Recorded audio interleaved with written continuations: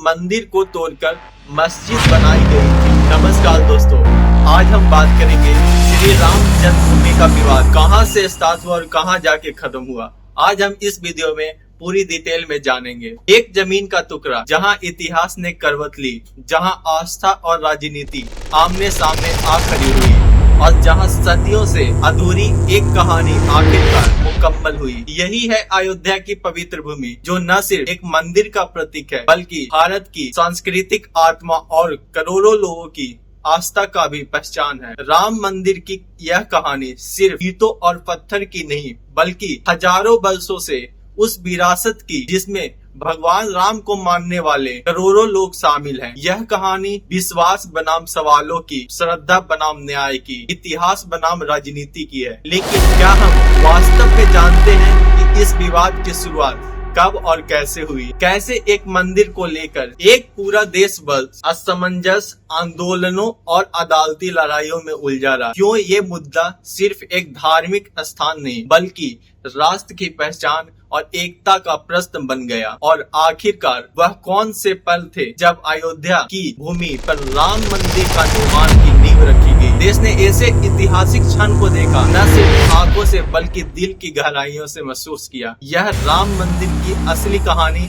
संघर्ष, बलिदान, अटूट विश्वास और हर देशवासियों के लिए कहीं न कहीं उनके दिलों में गूंजती है। कहानी की शुरुआत होती है हजारों साल पहले, एक ऐसे समय में जिसे त्रेता युग कहा जाता है, जब धरती पर अधर्म बढ़ चुका था। तब भगवान विष्णु ने मर्यादा पुरुषोत्तम राम के रूप में अवतार लिया।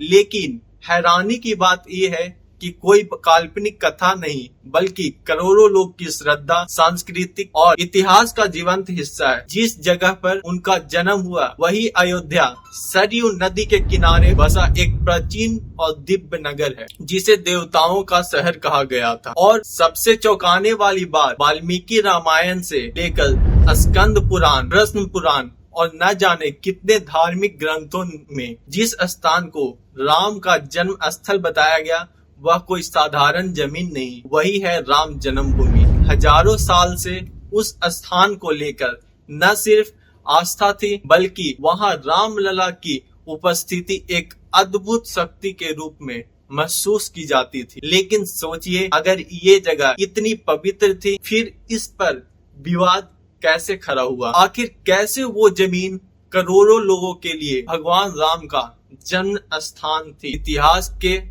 एक मोड़ पर टकराव का केंद्र बन गया? साल था 1528, जब मुगल सम्राट बाबर ने सेनापति मीर बाकी ने अयोध्या के पवित्र भूमि एक मस्जिद का निर्माण करवाया, जिसे बाद में बाबरी मस्जिद कहा गया। लेकिन यही वो क्षण था जब इतिहास ने करवट ली और विवादों की चिंगारी भड़क उठी। कहा गया वह मस्जिद उस स्थान पे बनाई गई जहां पहले से एक प्राचीन मंदिर था, ठीक वहीं जहां करोड़ों हिंदुओं की आस्था के अनुसार भगवान राम का जन्म हुआ था। राम जन्मभूमि पर यही से उस विवाद की शुरुआत हुई, जिसे आने वाले सदियों तक भारत के सामाजिक और धार्मिक ताने बाने को झकझोर कर रख दिया। कई हिंदू संगठनों ने दावा किया कि मंदिर को तोड़कर मस्जिद बनाई गई थी, एक ऐसे आरोप जो न सिर्फ भावनाओं को आहत करता था बल्कि देश की राजनीतिक, न्याय प्रणाली और एक लगातार चुनौती देता रहा। हालांकि दावे के प्रमाणों को लेकर दोनों पक्षों में तीखी असहमति थी। कोई इसे ऐतिहासिक अन्याय कहता तो कोई इसे निराधार मानता। लेकिन फिर साल 1853 में इस विवाद ने पहली बार उग्र रूप लिया, जब अयोध्या में राम जन्मभूमि को लेकर पहला बड़ा दंगा हुआ। इसके कुछ ही सालों बाद 1859 में ब्रिटिश सरकार ने हालात को काबू में रखने के लिए एक अस्थायी हल निकाला। मुसलमानों को मस्जिद के अंदर नमाज पढ़ने की इजाजत दी और वहीं हिंदुओं को बाहर एक चबूतरे पर पूजा करने की अनुमति दी। लेकिन दोस्तों, ये फैसला किसी समाधान से कम और एक ताल मतोल ज्यादा था। जमीन की असली मालिकियत का प्रश्न, वह मूल सवाल था, ये भूमि किसकी है, वहीं का वहीं अटका रहा और जाने वाले दशकों तक यही सवाल एक बार फिर हिंसा, आंदोलन, अदालती लड़ाइयों की वजह बनी रही। 1980 के दशक तक अयोध्या का राम जन्मभूमि विवाद मुख्य रूप से धार्मिक मुद्दा माना जाता था, आस्था और परंपराओं से जुड़ा हुआ सवाल। लेकिन इसी दौर में जब राजनीति में इसमें दखल देना शुरू किया तो ये विवाद एक मामूली चिंगारी के रूप में उठकर एक भीषण ज्वाला में बदल गया। 1984 में विश्व हिंदू परिषद ने राम जन्मभूमि मुक्ति आंदोलन की शुरुआत की। उद्देश्य था उस स्थान को मुक्त कराना जहां उनका विश्वास था कि भगवान राम का मंदिर हुआ करता था। फिर 1986 में एक बड़ा मोड़ आया जब फैजाबाद की जिला अदालत ने हिंदुओं को उस स्थल पर पूजा करने की अनुमति दे दी, बंद ताले को खोलने का आदेश दिया। यह फैसला जैसे ही आया, विवाद और अधिक गहराने लगा।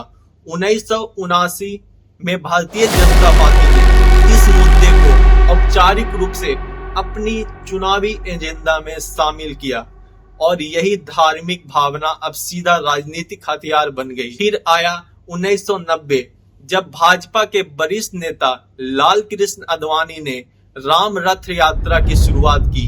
यह यात्रा गुजरात से सोमनाथ तक शुरू हुई और अयोध्या की ओर बढ़ी, लेकिन रास्ते में ही देश भर में तनाव फैल गया। कई राज्यों में सांप्रदायिक दंगे भड़क उठे, कई जाने गई और भारत की गंगा जमुना तहजीब को गहरे झटके लगे। लेकिन अभी सबसे बड़ा तूफान आना बाकी था, एक ऐसा दिन जिसने इतिहास बदल दिया, देश को हिला दिया और राम जन्मभूमि विवाद को हमेशा के लिए एक निर्णायक मोड़ पर पहुंचा दिया। वो दिन था 6 दिसंबर 1992। वो तारीख भारतीय इतिहास में हमेशा एक गहरे, भावनात्मक और विवादास्पद अध्याय के रूप में दर्ज है। उस दिन अयोध्या में हजारों की संख्या में काल सेवक इकट्ठा हुए, जिसकी आंखों में सिर्फ एक ही सपना था, राम जन्मभूमि पर मंदिर का निर्माण। लेकिन जैसे जैसे भीड़ बढ़ी, भावनाएं उग्र हुई, देखते ही देखते काल सेवकों ने बाबरी मस्जिद पर चढ़ाई कर दी और कुछ ही घंटों के भीतर सैकड़ों साल पुराना वह इमारत जिसे लेकर दशकों से विवाद चला आ रहा था, पूरी तरह जमींदोज कर दी गई। देश भर में सन्नाटा छा गया। टीवी स्क्रीन पर धूल में बदलती मस्जिद की मीनारें और आंखों में आंसू, गुस्सा, हैरानी लिए करोड़ों लोग। यह सब कुछ किसी डरावने सपने जैसा था। कई राज्यों में हिंसा फैली और हजारों लोग इस आग के चपेट में आकर अपनी जान गंवा बैठे। भारत की धर्मनिरपेक्षता पर सवाल उठे। अंतर्राष्ट्रीय स्तर पर भारत को कड़ी आलोचना का सामना करना पड़ा, लेकिन तमाम दुखों, नाराजगियों और आक्रोशों के बीच एक सवाल अभी भी अनसुलझा था।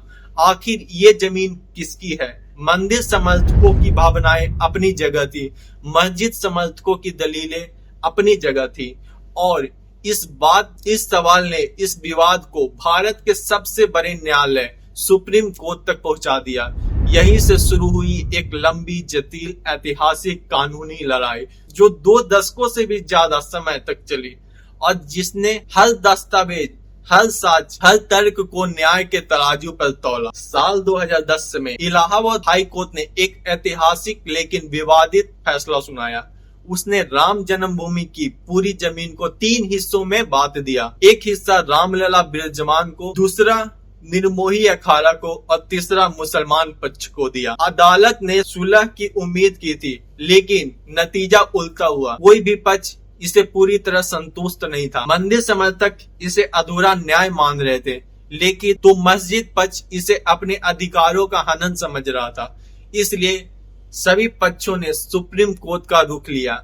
अभी ये लड़ाई देश की सबसे बड़ी अदालत में पहुंच चुकी थी और भारत एक निर्णायक क्षण की प्रतीक्षा कर रहा था। फिर आया 9 दिसंबर 2019, एक तारीख जिसने भारतीय न्यायालय व्यवस्था, राजनीतिक और सामाजिक ताने बाने तीनों पर अमिट छाप छोड़ दिया। सुप्रीम कोर्ट ने सर्वसम्मति से फैसला सुनाया कि विवादित जमीन राम जन्मभूमि ही है और वहां राम मंदिर का निर्माण हो सकता है। अदालत ने मुस्लिम पक्ष को अयोध्या में ही 5 एकड़ वैकल्पिक जमीन देने का आदेश भी दिया, ताकि न्याय का संतुलन बना रहे।